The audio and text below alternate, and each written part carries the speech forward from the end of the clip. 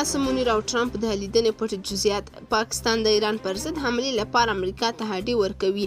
دا چې څنګه نو جزئیات هم دلته وګورئ او چینل هم سبسکرایب کړئ.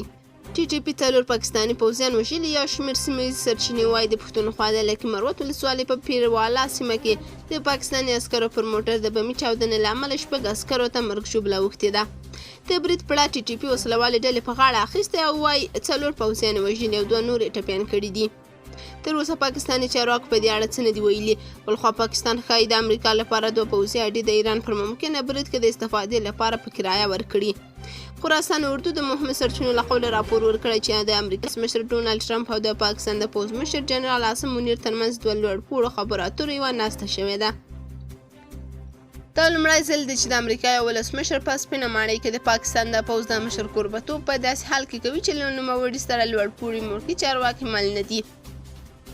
ټرمپ خبریالانو ته ویلي چې عاصم منیر د ایران په اړه د نوموړي د دریځ ملاتړی دی. د سپینې ماڼۍ له نږدې سرچینو ویل شوي چې راپورونه دا ښیي چې پاکستان امریکا ته 2 مهمې پوځي اډې کرایه ته ورکړي دي.